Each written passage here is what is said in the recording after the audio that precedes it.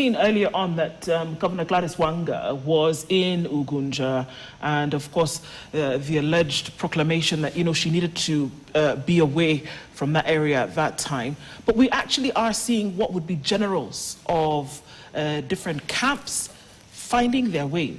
Mutua as an example, Gladys Wanga another example, of course with Kaluma in Kasipul, and then having been unfortunately injured in the manner in which he was. But if they were listening to the directive from their colleague, they should have actually stayed away, and we shouldn't have seen some of the things that we saw as a result of that. We seem to gravitate towards these positions like bees after honey, or after nectar in this case. Why?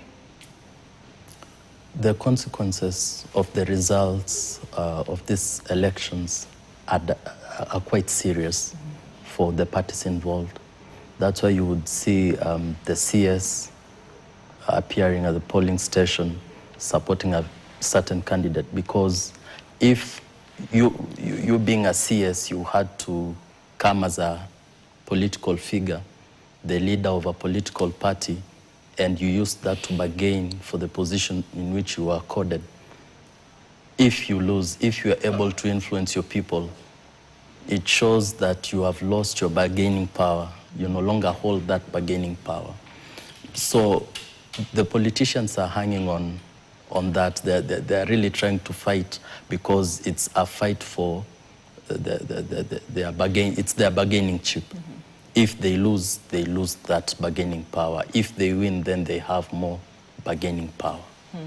We did see a gentleman in Narok there speak also and ask that we find this unacceptable, that people should be handing out money in order for people to vote in a particular direction. So it would appear as though they are aware of this reality, but people are not really happy with it. Or is it just for the camera?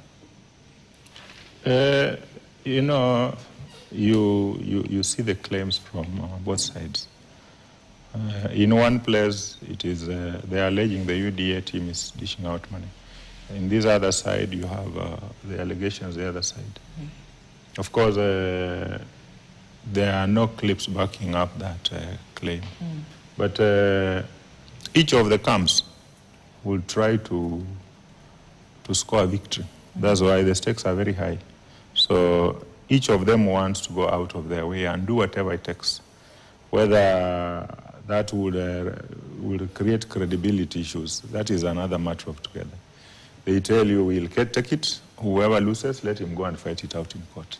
And you know, they know the duration that is remaining is very short. So even if you, and you know, petitions are normally very protracted in court. So even if you have evidence, for you to go to the High Court, then finish, go to the Court of Appeal, and end up in the Supreme Court. By the time you are finishing, the remaining 18 months or so will be over. So it will be an exercise in futility. And if you are going to lose in a by-election, then start fighting the petition. Even if the petition were to go through, by the time the petition, the courts finish ruling, it could be 6 months or below to the elections. And you know, the law is very clear. If it's 6 months to the elections, then you can't have a by-election. So basically it will be an exercise in futility. And if you've lost the by-election, do you go back and recharge and find out where you made the mistake? Do you look for more resources? Do you psychologically prepare for the general election, or you remain fighting it out there? So those are now some of the options one has to realistically look at. Yeah, so it's not easy for the guys out there. Yeah. So this was a test. Usually you have your continuous assessment before the big one that comes at the end of the day. The big one in this case being said to be 2027.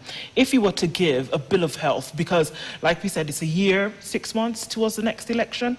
If you were to give a bill of health, is it too early to say that the IEBC ought to have comported itself in a particular manner now to give any kind of hope to Kenyans, to politicians, to the general atmosphere? Is it too soon? Are we asking too much of the Commission at this point? I wouldn't say we are asking for too much of the Commission, because people are relying on this Commission. This Commission will determine who the next president will be, who will be in government. Therefore, people are actually trying to trust this commission once more because it lost all trust. There's no trust at all. And so far, they have tried their best. I applaud them for coming into a house that was not in order. They brought it to order.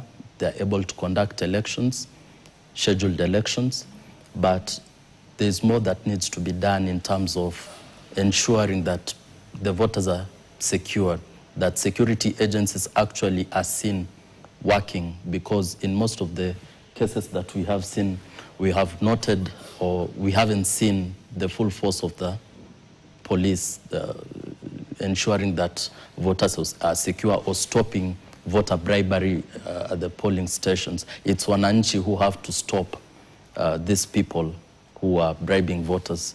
Therefore, I believe IEBC has to do more in terms of also educating, the civic education that needs to take place in order to encourage voter turnout, in order to increase voter registration.